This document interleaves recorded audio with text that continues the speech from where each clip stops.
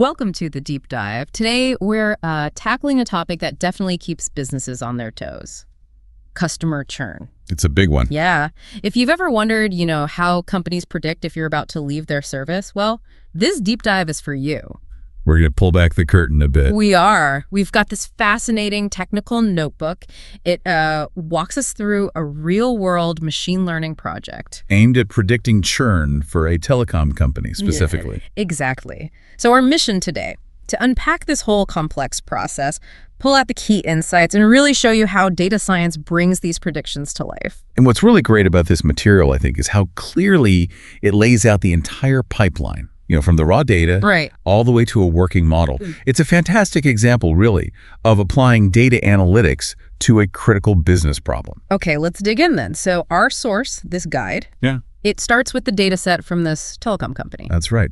We begin with 7,043 customer entries. Wow, okay. And 21 columns of data for each one. Yeah. This includes details like gender, senior citizen status, partner, dependence. Your usual demographic stuff. Right. Plus their tenure, all the different service subscriptions, phone, internet, online security, streaming, that kind of thing. Okay. Also contract type, billing details, monthly charges, total charges, and crucially for us, whether the customer actually churned or not. And right off the bat, something catches the eye. The customer ID column. Indeed. I mean, it's unique for each customer, obviously. Sure. But the ID itself, it doesn't predict churn. It's just an identifier. So the process here wisely drops it. Standard practice, really. Makes sense. Now, here's where it gets really interesting, I think. The actual churn distribution. How many stayed versus left? Yeah, this is key. Out of those 7,000 plus customers, 5,174 did not churn. They stayed. Okay, the majority. But 1,869 did leave. And that imbalance, it's not just a number. No, it's a common challenge in real-world data like this. If most of your data is no churn, the model might just learn to predict no churn all the time. Ah, right. It needs to see enough examples of what it's looking for. Exactly. And that's something the process tackles later on. Okay, so before we can build anything predictive, that raw data needs a bit of a makeover, right? Definitely. First step is handling data types. How so? Well, specifically, there's this total charges column. Initially, it's an object type. Think of it like text. Okay. It needs to be converted to a numerical type, a float, so you can do math with it. Crucial for the model. Absolutely. And the source notes, there were 11 missing values in this specific column. Only 11. And what was the fix for those? Just get rid of them. Given how few there were, yeah. Yeah. 11 out of over 7,000. Tiny fraction. Right. So the approach was pragmatic. Just remove those rows using dropna. Yeah. Simple, clean. Okay. That leaves us with 7,032 complete customer entries to work with. Got it. So next up, those other object columns, the ones describing categories, like gender or internet service. How does a machine understand fiber optic? Yeah, that's where one-hot encoding comes into play. It's the standard method, really. It transforms these categorical variables into a numerical format models understand. So like gender becomes? It becomes maybe gender male, which is a 1 if the customer is male, 0 otherwise, and gender female, the same. I see. An internet service might become internet service fiber optic, internet service DSL, internet service no, each with a 1 or 0. Okay, so it breaks it down into separate binary flags. Exactly. Yeah. And importantly, this process, done correctly, doesn't introduce any new missing values. Right. So we've cleaned the data, handled the types, encoded the categories, but the source goes further. Creating new features. Why do that? That's a really important point. Yeah. Sometimes the most powerful insights aren't just sitting there in the raw data. You have to kind of construct them. Exactly. You combine existing information. This notebook creates 4 new features, which I think are quite insightful. Okay, what are they? First, AVG monthly spend, calculated by dividing total charges by tenure. Ah, average spend over their whole time with the company. Precisely. Yeah. Gives a different perspective than just the latest monthly bill or the total sum. More about their consistent value, maybe. Makes sense. What else? Second, num services. This just sums up how many services a customer uses: phone, online security, streaming, etc. Okay, simple count. Simple count. The hypothesis, is that customers using more services might be stickier, less likely to churn. More integrated into the ecosystem. Right. Third one's clever. Internet no services. What's that? It flags customers who have internet service, but none of the related add-on services. No online security, no backup, no tech support, no streaming TV or movies through them. Oh, interesting. So they have the pipe, but aren't using any of the associated services. Exactly. Could flag a group who maybe aren't getting full value or are potentially dissatisfied. Right? Yeah, potentially. Okay, and the last one. And finally, tenure group. Instead of just the raw number of months, customers are grouped into loyalty segments. Like new customers, medium term, long term. Yep. Something like 16 months, 736 months, 3790 months. It helps categorize loyalty and maybe see different churn patterns in those groups. Okay, that makes sense. So now we have this richer, engineered data set. What's next? Refining these features. Right. The process moves into looking at the statistical distributions of these features, things like skewness and kurtosis for the numerical columns. Checking how the data is shaped, if it's skewed one way or another. Exactly. Like for monthly charges, total charges, and that new EBG monthly spend. For instance, total charges had a skew of 0.96. Which means? A bit skewed to the right, meaning a longer tail of higher values.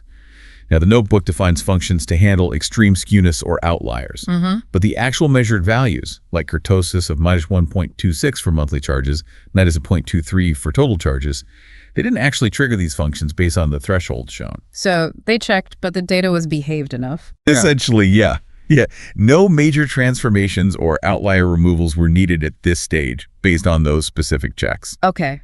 Then the source looks into feature selection, trying to maybe reduce the number of features. Is that always necessary? It's often explored. It's a balance, right? You want enough information, but not so much that the model gets confused or picks up noise. Right. So it explores two common methods. First, variance threshold. Removing features that don't change much. Exactly. If a feature is almost the same value for everyone, it probably doesn't help predict anything.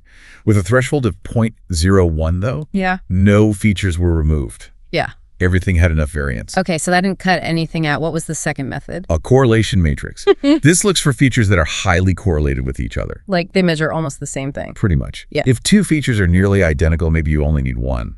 The source shows a heat map visualization. Yeah.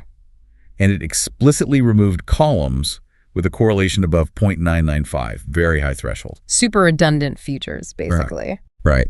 That reduced the feature count from 34 down to 27. Okay, so it did trim some features there. Yeah. But what actually went into the final model, the full set or the reduced set? And this is fascinating. Even after exploring these reduction techniques, the data set used for the final model training, indicated right before the split, was actually DF2, which still had all 34 engineered features. Oh. So they explored reduction, but ultimately decided to keep everything they'd engineered. It seems so. Suggests they valued having that rich, comprehensive set of information, maybe thinking even subtle variations in those related features could be useful. Interesting choice. Okay, so now we're really getting close, splitting the data. Yep. Standard practice. Split into training and testing sets. 80% for training the model. Teaching it. And 20% kept aside for testing how well it learned. And crucially using Stratify. This makes sure the proportion of churn versus no churn customers is the same in both the training and testing sets. Preserving that imbalance we talked about. Exactly. Which leads to the next step, dealing with that imbalance in the training data. Right. We said the model might struggle if it doesn't see enough churn examples. How do they fix that? This is where MOD comes in. Synthetic minority oversampling technique. Sounds fancy. It kind of is. But the idea is simple. It looks at the minority class, the yes churners in our training data, and it creates new synthetic examples that are similar to the real ones, but not identical. So it's like generating more churner profiles for the model to learn from. Exactly. It balances out the training set so the model doesn't just get overwhelmed by no churn examples. Clever. Okay, one last step before training. Standardization. Yes, using standard scalar. All the features are transformed, so they have a mean of 0 and a standard deviation of 1. Why do that? It prevents features with just naturally larger numbers, like total charges maybe, from dominating the model just because they're big. It puts everything on the same scale, levels the playing field. Precisely. So the model judges features based on their predictive power, not their magnitude. Okay, data prepped, balanced, scaled. Time to build the model. What do they use? The main model highlighted is a RandomForest classifier. RandomForest. Why is that a popular choice? Well, think of it like building lots and lots of individual decision trees on different subsets of the data and features. Okay. Each tree makes a prediction, and the RandomForest combines all those predictions, usually by taking the majority vote for classification. So it's like wisdom of the crowd, but with decision trees. That's a great analogy. It makes it quite robust and generally performs very well, especially on complex data sets like this. Did they consider other models? The source does mention logistic regression, specifically with class weight balanced. That again shows that they were really thinking about that class imbalance issue. Right. So RandomForest it is. How did they measure its performance? What did the results look like? They used several key metrics. First, overall accuracy. The percentage it got right overall. Yeah, it achieved about 77.4% accuracy. Okay. Not bad, but not perfect. Right. Accuracy alone can be misleading with imbalanced data. So they looked at the confusion matrix. That breaks down the corrects and incorrects for each class. Exactly. Out of the 4,407 test customers, 840 no churn customers were correctly identified. Good. Good. 249 yes churn customers were correctly identified. Also good. Okay. But 193 no churn customers were incorrectly predicted as yes churn. These are the false positives. Predicting churn when it didn't happen. Right. And 125 yes churn customers were incorrectly predicted as no churn, the false negatives. Missing the customers who actually were going to leave, that seems important. Very important, which leads to the classification report. This gives us precision, recall, and F1 score for each class. Okay. Break those down, especially for the yes churn class. Right. For the yes churn class, the people who actually left, Yeah. precision was 0.56, recall was 0.67, F1 score was 0.61. So recall 0.67. That means it caught 67% of the actual churners. Correct. It identified 2/3 of the customers who were truly going to churn. That sounds pretty useful for intervention. It is. But the precision, 0.56, means that when the model said someone would churn, it was only right 56% of the time. The other 44% were those false positives we mentioned. Okay. So there's a trade-off. You catch more churners, but you also flag more people who wouldn't have left anyway. Exactly that trade-off. And that's a business decision. Yeah. How much are you willing to potentially bother non-churners to catch more actual churners? Yeah, that's a tough balance. Does the source offer ways to think about that trade-off? It does. It highlights the precision recall curve. What does that show?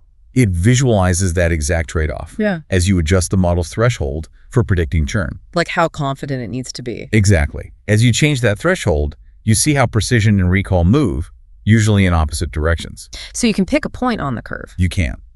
The source even explores aiming for a specific target recall, say 80%. Meaning you want to catch 80% of the real churners? Right.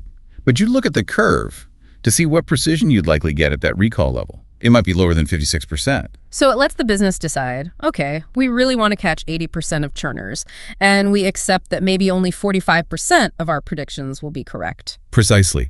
It makes the strategic implications much clearer than just looking at one set of numbers.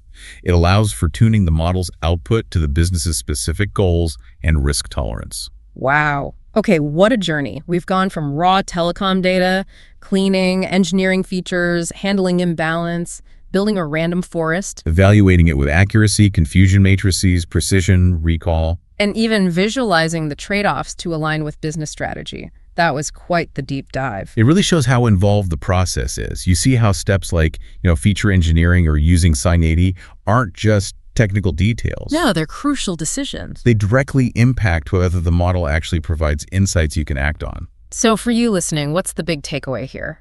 I think this deep dive really shows the intricate, careful work that goes into companies trying to anticipate customer behavior. It's not magic. Not at all. Yeah. And understanding these processes helps you critically evaluate not just the predictions themselves, but the data, the methods, the assumptions behind them. It gives you a lens to see, what's really going on under the hood. Definitely. And here's a final thought for you to chew on based on everything we've discussed. Right. If you were in charge of customer retention at this telecom company, looking at this model's performance, that 67% recall, 56% precision, would you lean towards maximizing recall, intervening with more customers, even if it means more false alarms, or would you prioritize precision, only contacting customers you're highly confident will churn, even if you miss some? Ooh, good question. How would that choice impact not just your retention budget, but maybe even the overall customer experience? Something to think about.